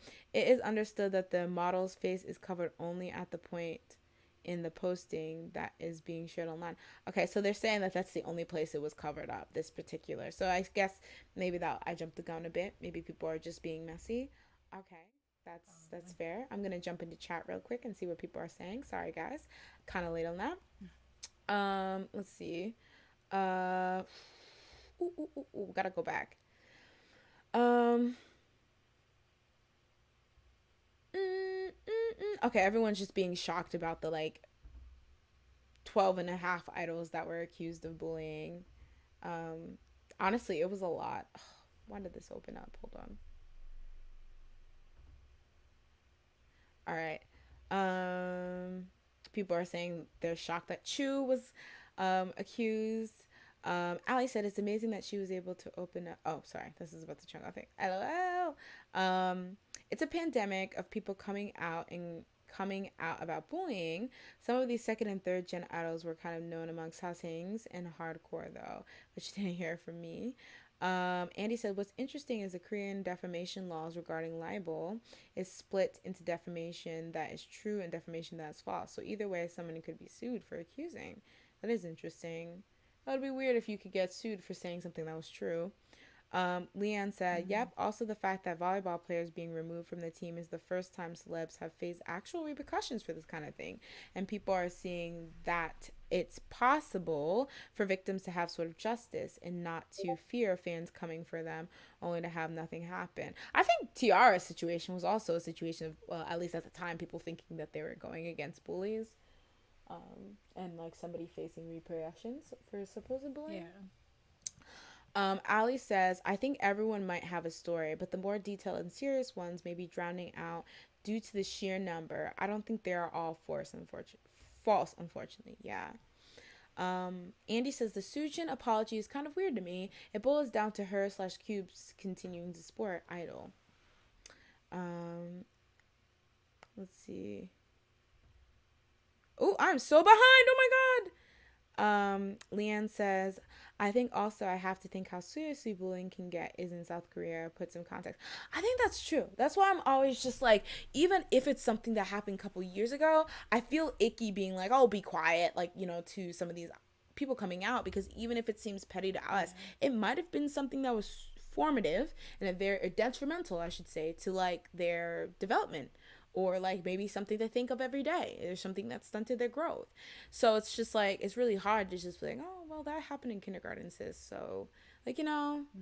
But at the same time, I do think that there's a distinct difference between if you were fighting with somebody versus bullying, which I guess it's like you know, like say it's like one of those things. You remember Sarah Burgess is a loser? I know the movie. Well, in the movie, it's basically about this girl who's like not conventionally attractive or whatever, and this popular bully, or this popular girl that's like a bully or whatever. And so what happens is that in order to like, Sarah Burgess, she like is trying to tutor, so she puts like this kind of like flyer up on her school's wall. It's like, if you need tutoring, you know, take this number and call me. And so what happens is that the popular girl rips the whole thing down to be like mean. And then one day, Noah Centineo, while her and her friends, the popular girl and her and her friends are at like some type of restaurant, Noah Centineo tries to hit on her, and she's like, ugh, he's a dork, even though he's attractive. I don't know. But he's like, he's a dork. And then, as like, instead of giving the popular girl, giving Noah Centineo her actual number, she gives her Sarah Burgess' number. And so they like, you know, are texting and things like that. And the whole time Noah Centineo thinks he's texting the popular girl, but he's actually texting Sarah Burgess or whatever. But essentially, yada yada yada, goes down the line, obviously becomes a mess or whatever. And then at one point, because Noah Centineo thinks that he's talking to the popular girl, when they actually meet up in person one day, he like it immediately kisses her. And so Sarah Burgess gets jealous because he's like, that should be me, that should be me. And so in order to get back at the popular girl, for some reason, she like posts like this picture of she blows up this picture on like this like billboard, a leaderboard or whatever, during a football game, of the popular girl getting dumped by her older boyfriend or whatever, to humiliate her or whatever. So everyone's like laughing at her or whatever. And so I thought it was interesting because at the end, a lot of people hated Sarah Burgess and was just like, wow, Sarah Burgess is a jerk, why would she do that? And don't worry, don't get me wrong, if you watch the movie, Sarah Burgess, she has a lot of issues in that movie or whatever. But what I thought was interesting is that people forget that like that popular girl, in the beginning, she would just like be really mean to Sierra Burgess for no reason. So a lot of people might have seen like, oh, that's bullying because you blew up my picture of me being humiliated by my ex-boyfriend, and that was just crossed the line. But it's like, but remember, it was actually a thing because you also hated me, you know? So I feel like a lot of times whoever dealt the lowest blow sometimes comes off as the bully, even if it was like a mutual hatred and attacks, like, I don't know, attacking of both parties. So like that's like one of those things. But like at the same time, I don't know, there can be also situations where somebody thinks it's equal ground, but really you have the leg up on the other person. That's true. I really thought about it that way. I literally just explained the whole plot of Sierra Burgess just for one point. What? Good. So they don't have to suffer through that whole entire movie. But we will be suffering through Noah Centineo's new hits movie. Guys, can you believe? I forgot he was in Sierra Burgess. I forgot. How many movies was he in? In like 2 years, he was like in 10 movies. I And all think Netflix movies too. I think what happened is that they had a lot of stock Noah Centineo movies that maybe weren't released, and then due to him getting popular because of To All the Boys I Love, they're like, "Ooh, there's Noah Centineo fever. Release and promote all the videos we've ever had on Netflix." And that was unfortunately everyone's saying she truly was a loser. I mean, she was. She really did clownery. That's what I was thinking. She really did clown, and I hate the thing because the thing is there are a lot of things that people who are not conventionally attractive or plus size yada yada yada face, but she like literally made it like I get to be horrible because I'm not conventionally attractive, and it just like was trash. It was really trash. Yeah. Distinct NCT or distant NCT, hello, welcome to the, there is not usually lives on Wednesday, but I feel like there was so much like stuff going on that we had to do like an emergency K-pop meeting. But thank you for coming through. Yeah, I felt really guilty because I was like, I want to do this now since there's so much stuff piling up, but for the people who are used to the shows being on Saturday, I didn't want them to miss it because I know a weekday, like if you have school or work, it might be not like really inconvenient for you to like you know, do like come through, but hopefully, I mean, if Jas, you're available, hopefully we can still do a Saturday show, but I'll still do the Saturday show regardless. But yeah, I just wanted to hop on here because I feel like if it piles up too high, then it can be a super long show, which can be fun but also can get clunky with too many stuff. Oh yes, there is a part where she straight up sexually assaulted Noah Centineo's character, which was interesting. Essentially, so what happens is, so like I said, Noah Centineo thinks he's dating the popular girl, but he's actually dating Sierra Burgess. So what happens is that, you know, Noah's obviously like, we should meet up, like I don't want to just text, let's meet up. And so they agree to go on a date, but obviously Sierra Burgess can't just be like, hi, it was actually me. So what happens is that she, at this point, her and the popular girl are kind of close. She convinces the popular girl to go on a date with him instead, and so, you know, they hang out and stuff like that, and meanwhile Sierra Burgess is lurking in the background, just kind of like, you know, monitoring what's happening or whatever.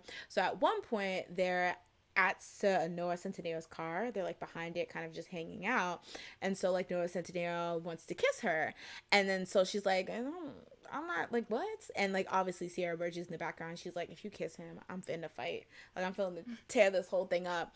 So essentially what happens is that the popular girl is like, close your eyes, and then Noah's like, what? And she was like, just do it. And so he closes her eyes, and while his eyes are closed, Sierra Burgess and the popular girl switch places. So then Sierra actually ends up kissing him, and he thinks he's kissing the popular girl, and then like, you know, when the kiss is over, he goes, it's very foolish. It's very foolish. Aren't they like two different heights? She's 5'9".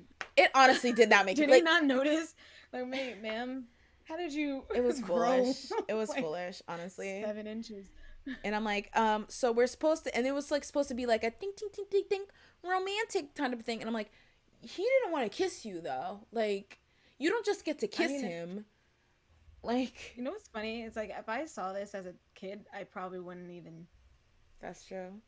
You know, as I feel like there's a lot of things that were happening in like teen movies that we would just be like, yeah, good job, yeah. That's facts. I mean, that's just facts. And then you look back and you're like, oh, problematic. That's creepy.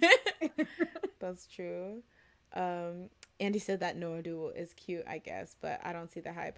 I think he's cute specifically into All the Boys I Loved. Anything else, including personal, we watched some. I think he looks better now.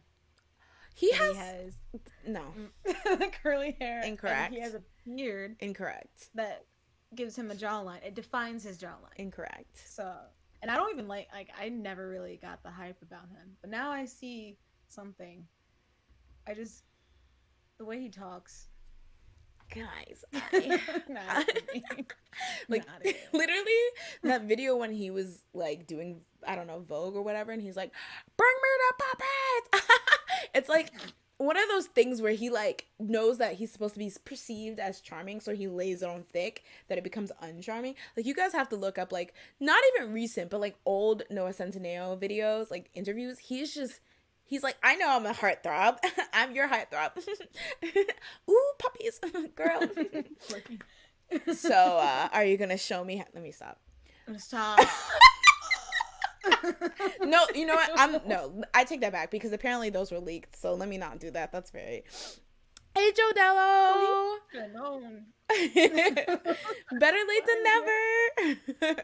never. Yes, again, I apologize for anyone who like is coming to the stream and did not know the stream. I try to update. Honestly, let's just get this out of the way now. For y'all, what is, aside from just going like immediately live on YouTube, what is the best way I can update y'all about changes to schedules and stuff like that? Because I'm trying to be as consistent as possible, but it's really really hard because I feel like everyone's spread across like so many platforms now that it's just like I never know like what is an adequate way to talk about schedule changes or updates or stuff like that. So let me know in the chat, y'all, because I was supposed to stream on Twitch today, so I had to kind of change it up. Oh, really? Oh, Yeah. that's sad. Yeah, he made a statement pretty much talking about protecting and loving his fans and thanking them for their support. But he mentioned, that was the last thing I wanted to talk about. So I forget what we were talking about. Oh, we were talking about the whole Soojin thing. Yeah. So it just seems like everyone's getting bullying scandals. I hope that people who are like, taking up these allegations are like doing it in truth and that nobody would abuse this, because this is actually a great like way for actual victims to get their like justice. So I would hope that nobody, and I think at this point it's kind of like he said she said, or she said, for the Soojin situation. So last but not least, we're going to go to Chanyeol'a. So you remember when Mr. Chanyeol'a had that scandal earlier last year where Was that early last year? it might have been mid last year. I can't even remember at this point, honestly. I'm bad at Yeah. my job. But I thought 2020 was just weird. honestly. So yes, Chanyeol, he had a scandal about 4 months ago. So maybe it was like late last year. Where a woman alleging to be his ex, spoke up about how he was a bad boyfriend. He cheated on her with everyone in the world. So recently, Chanyeol actually opened up, or what people are saying, he opened up in a fan letter regarding the whole scandal. So again, we're sourcing from Soompi here. So EXO Chanyeol has expressed his feelings in his first letter to EXO-L since his controversy 4 months ago when accusations were made about his previous life. So let's try to like kind of go through that just in case people were there. So essentially, the original scandal was on October 29th. So I guess like late last year. A post was uploaded to an online community by someone claiming to be Chanyeol's ex-girlfriend. She wrote that she had dated him for almost 3 years until they broke up recently, and she accused Chanyeol of cheating with her with over 10 people during those 3 years. The post has then been deleted, and then SM stated they have no official post regarding it. So let's go back to current day. So on November 24th, Chanyeol shared a post on EXO's fan community, where he mentions receiving letters from fans on November 27th, which is his birthday, and also being congratulated on the 9th anniversary of the day he was revealed as a member of EXO, which was February 23rd. So in his letter, it follows, "Hello, this is Chanyeol. I'm writing to EXO-L for the first time in a while. First of all, I wanted to say that I'm sorry for causing concern to EXO-L, who have waited a long time. I felt so truly sorry that I couldn't express in writing, and I thought a lot about EXO-L during that time. I'm worried, and I thought a lot about how I could express my feelings to EXO-L in words. I'm so grateful for the posts and the letters and the support you sent me on my birthday. As I read each of them, I felt more and more sorry and grateful. I thought a lot about how I can protect the precious hearts of EXO-L, and how I can make it up to you as well, and I reflected on how I will not cause you worry again. Also, I will do my best to make it clear that you were not wrong to believe me. It's a day later, but I once again sincerely thank all of those who always remember my first start, and now time has passed. And now that time has passed, congratulated me on my 9th anniversary. I also remember and will never forget my start 9 years ago. I won't forget my mindset from that time. I definitely will protect all the generous love that you've sent me. XOL, please stay healthy. Thank you."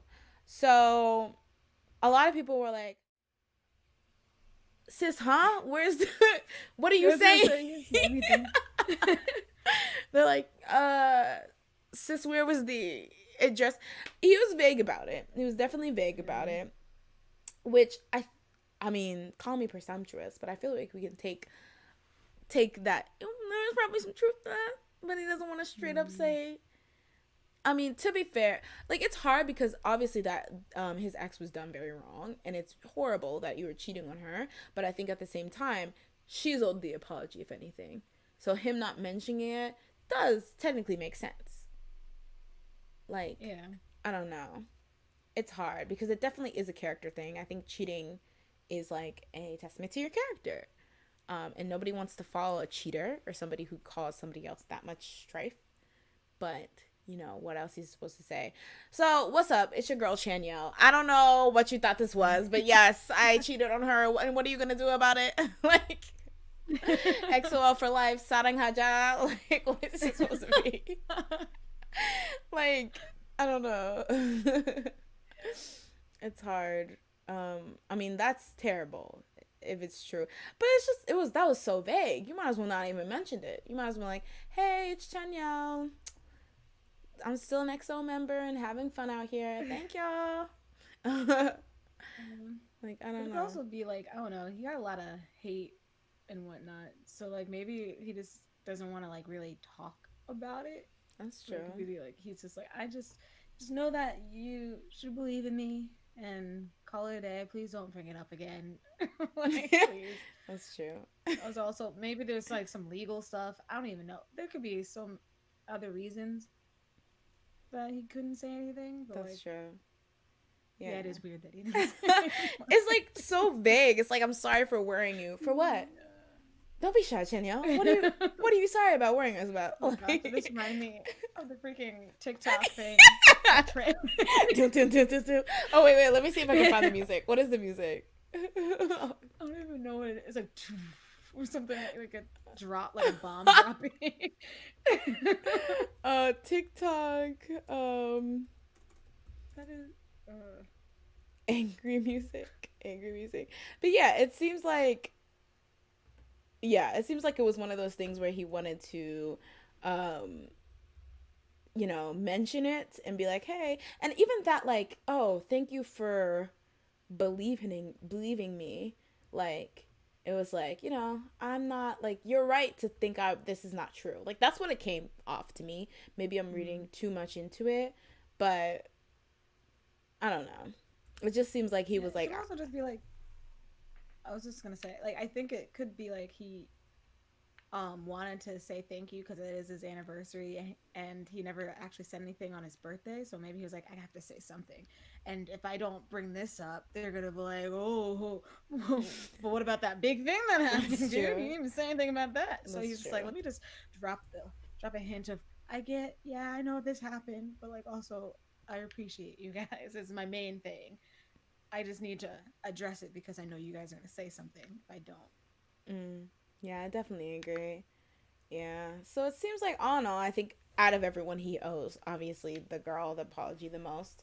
But, you know, it seems like you were never going to get, like, a 100% just straightforward response to that. Yeah. But, yeah. Andre said if he didn't want to talk about it, why did he write the letter? I think writing the letter is fine because he said he was going to commemorate, like, his 9th anniversary and his birthday. But I think if you really weren't going to address it, just don't say anything. Like,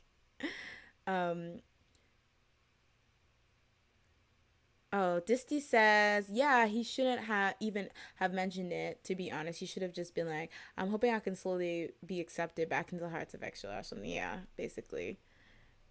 Ooh. I heard that K-Friends are saying to drop him, but I'm not 100% sure. Twitter isn't the best source. I feel like they would have came harder. Because, like, the way that some people came at Chen, and I know a lot of the people who were coming at Chen were just straight up aunties who were just trying to, like, take advantage of the situation. But, like, I feel like they could come harder. But, yeah. Oh, it was a week after. So, I think, like, a lot of people, so there was 2 things I saw. A lot of people saying that, like, the only reason he's coming out now is because the bullying scandals have kind of taken over, so he could slip in, hey, y'all, how y'all doing? It's Chanyeol'a, you know, there's bullies out here. That's not me. But, I haven't heard that much. I mean, maybe I'm... sarang haja to you. All right, have a good day. Like, but, yeah, so, yeah, I think, Disty says, but anything, he'd probably apologize in private. That's so true. Yeah. Honey Moonlight said, he said, if you know, you know. If you don't, mind your business. Facts. He has the right. Facts. All right.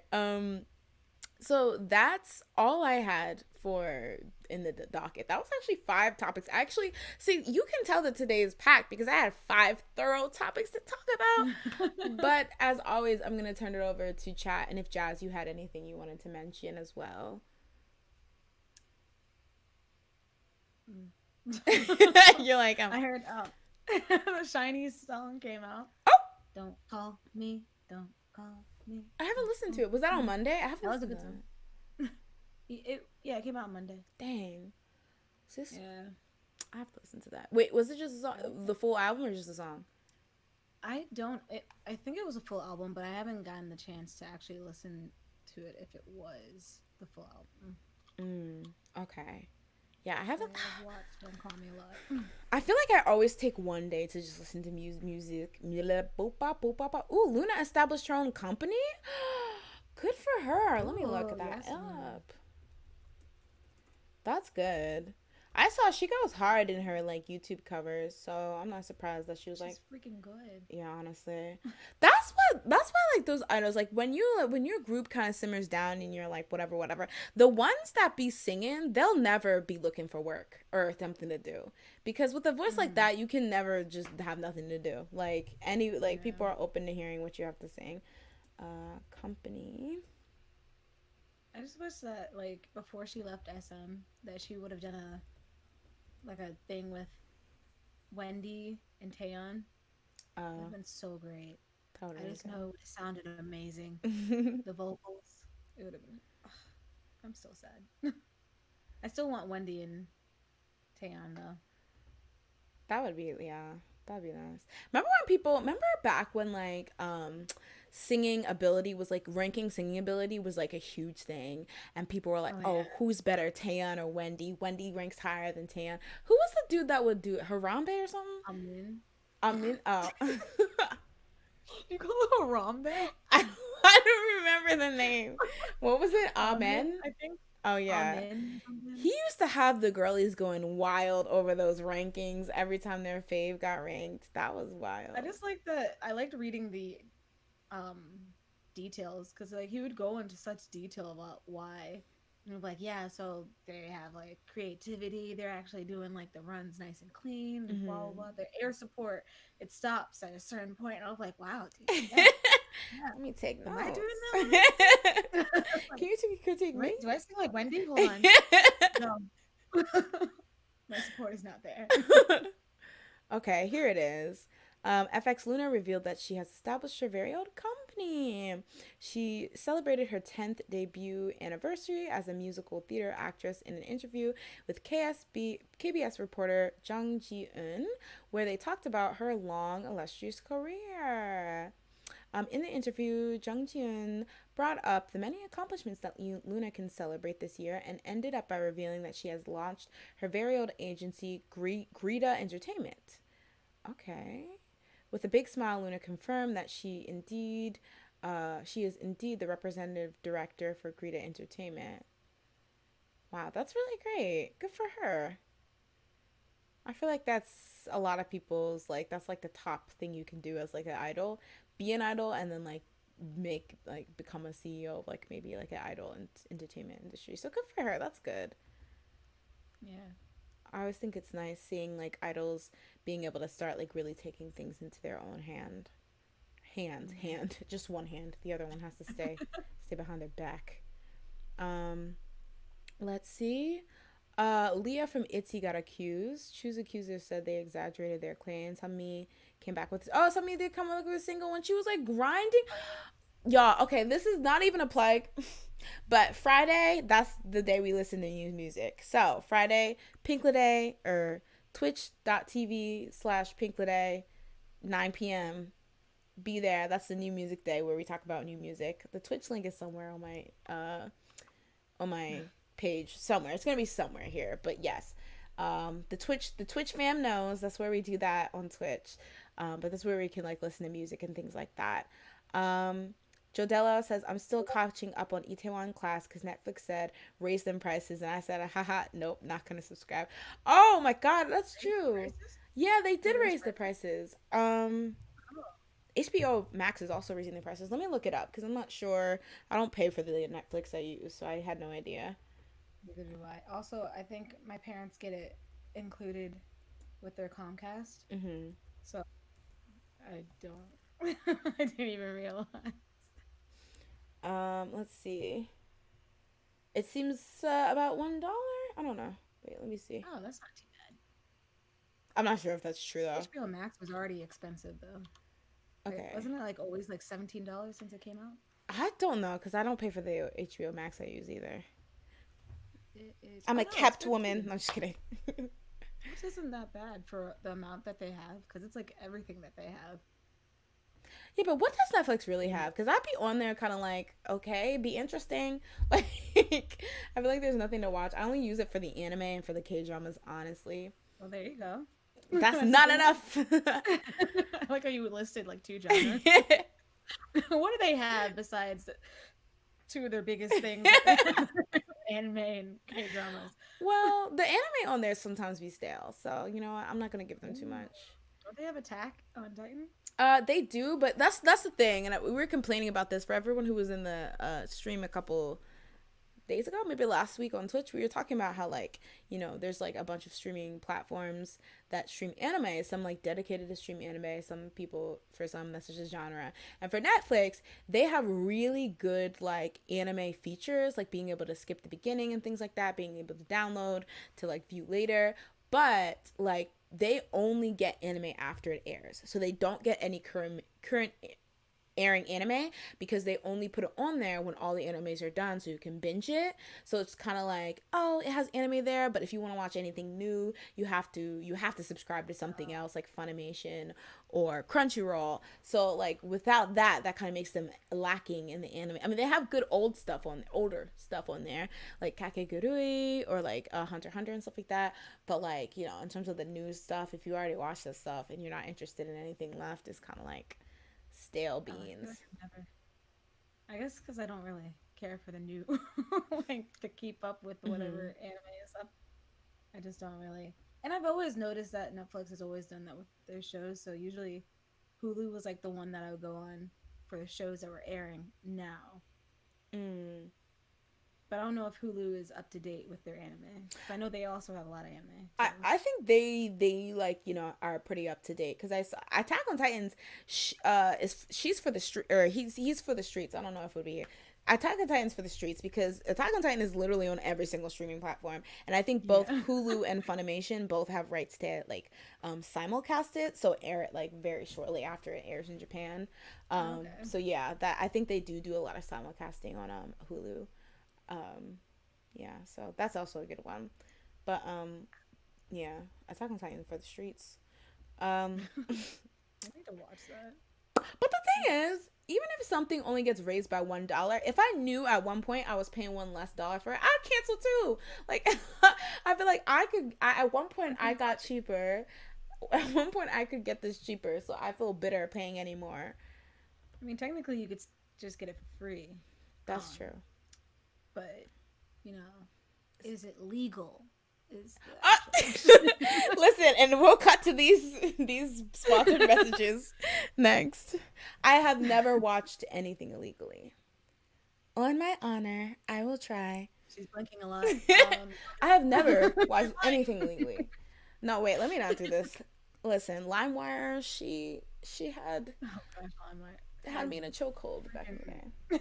viruses. Yeah, it's true. It's kind of like you had to pay for getting this stuff for free. It's like, you might get, whatever for free, but you might get a random Some virus. miscellaneous. You're just like grabbing. You're like, what am I getting today? A virus, or am I actually getting that that version of Titanic I was looking for? Hulu has a variety of anime. What does Hulu have? I mean, it has a lot of romantic comedies, Naruto, those kind of shonen anime, a lot of romantic anime, a lot of shoujo. It has the newer Sailor Moon one. It has a lot actually. I don't know though. When I go on there, I'm just like, what do I watch? Like, what is here for me? Um, I just don't like that I have the commercials for Hulu. Oh yeah, commercials. That's So such a scam. annoying. The fact that they still show commercials. HBO Max. I haven't got to check out their collection of anime. I'm not quite sure. They have a I feel lot like of. they don't have as much. I would. That would make sense because I feel like that's not really their focus or forte. They probably just like, let's throw the anime nerds a bit of like a bone. Yeah. Let's see. HBO Max. Everywhere, literally, whenever I look for a show on Google, Hulu is the first link to come up. Even when this show don't even be there, which confuses me. I'm like, okay, Hulu, and you have nothing to offer me, so move. Wait, it should be there. What? But it's coming up. You said you search for it. Yeah, sometimes it just pops up, and I'm like, okay, that's nice, but get out of here, because it's not even there. Like when I search for K dramas, it's like you don't have the range, so why are you here? Oh, they have Inuyasha. Wait, does Netflix Oh, have anyone?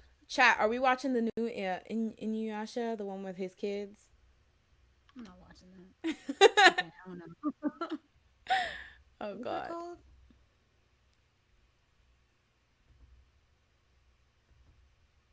Kill. Inuyasha. Inuyasha. Inuyasha. Inuyasha. Inuyasha. Inuyasha.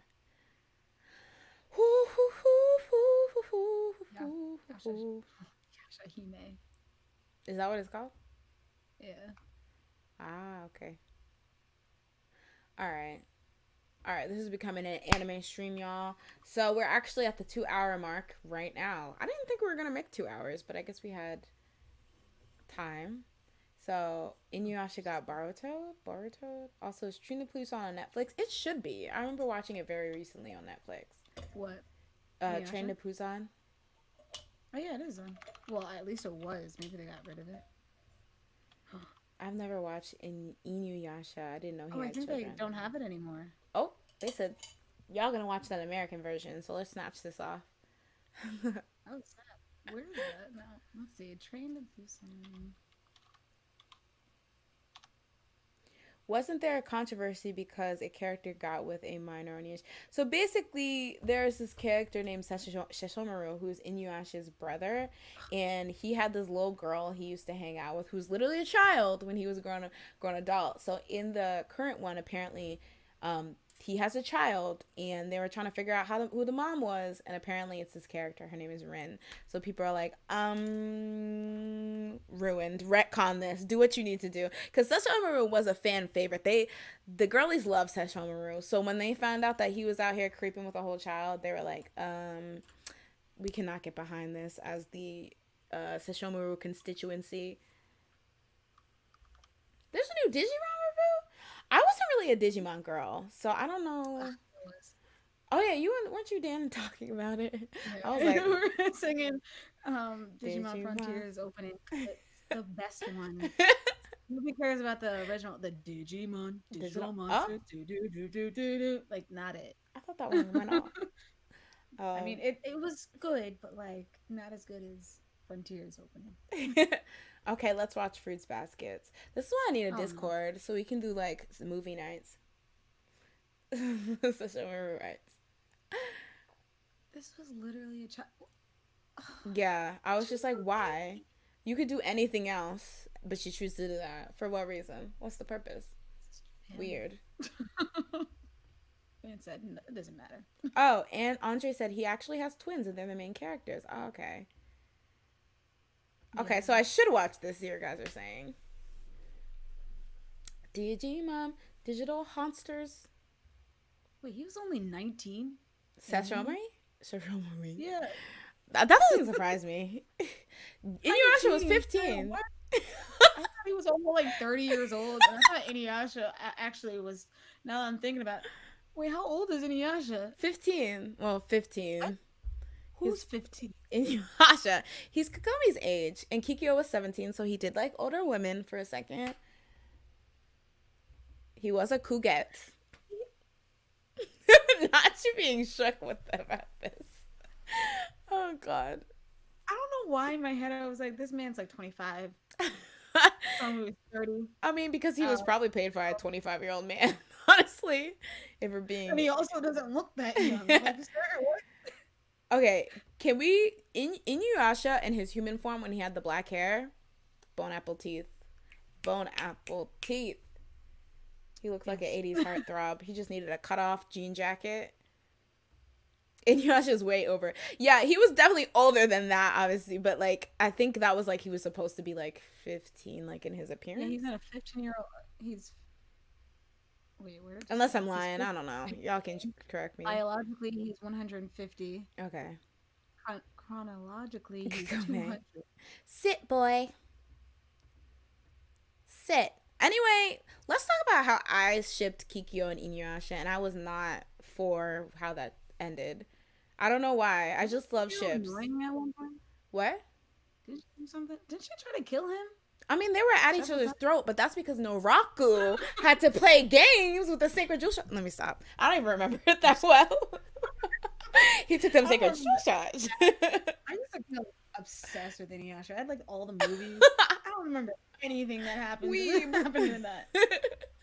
What even? Sacred jewel shot.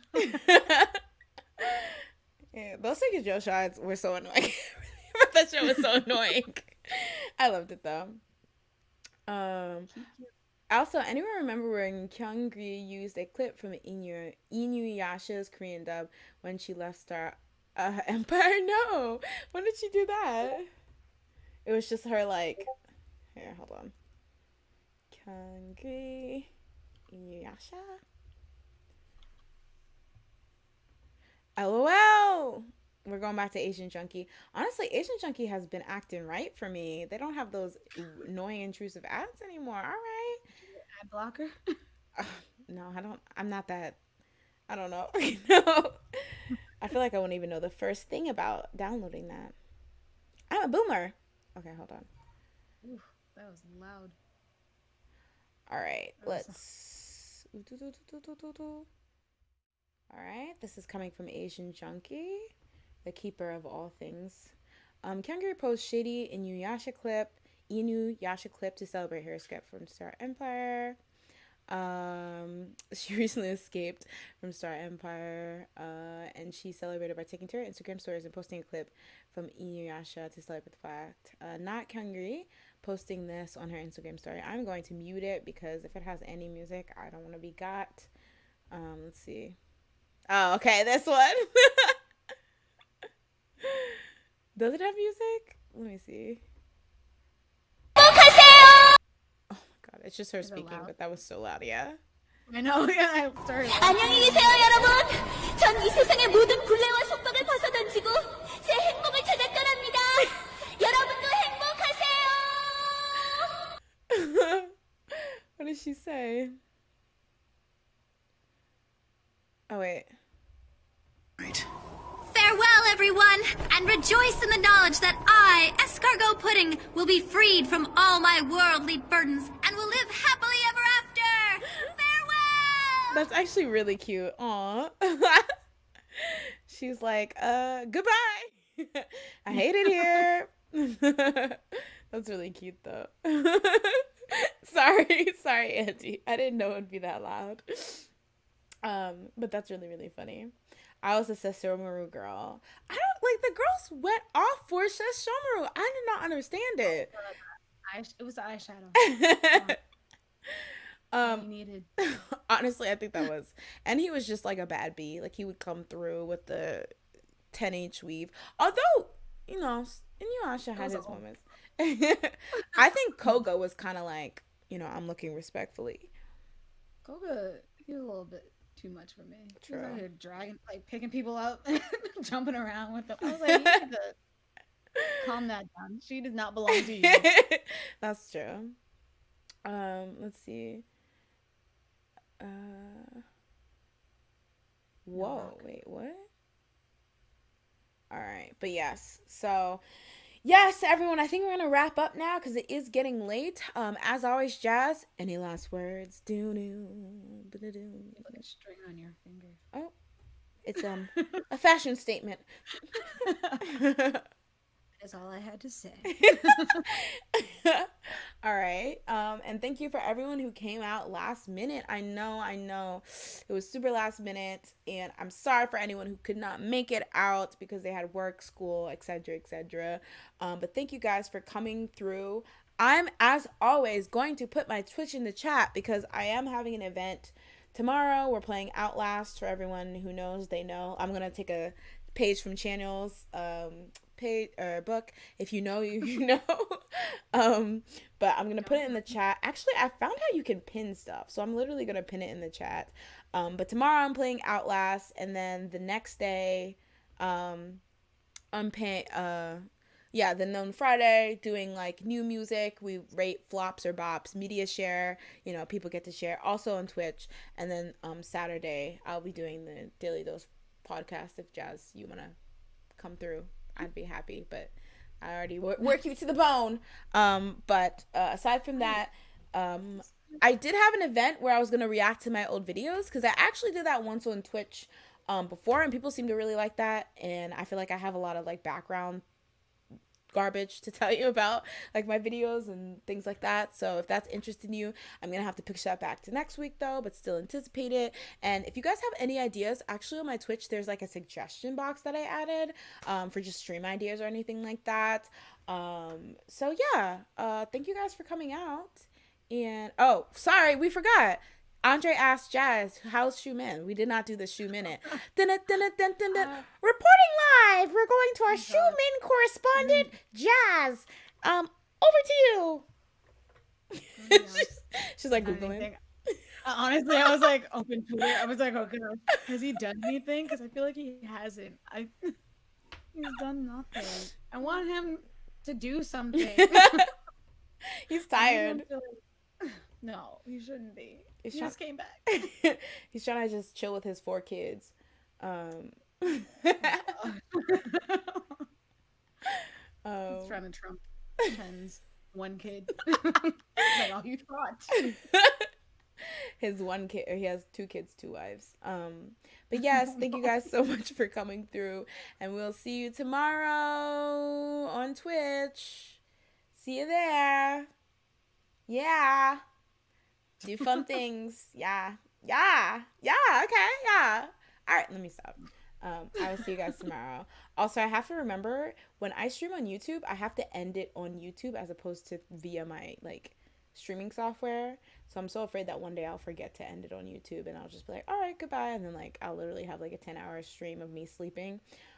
So yes, nobody needed to hear that, but I said it anyway. All right. Who's going to stop me?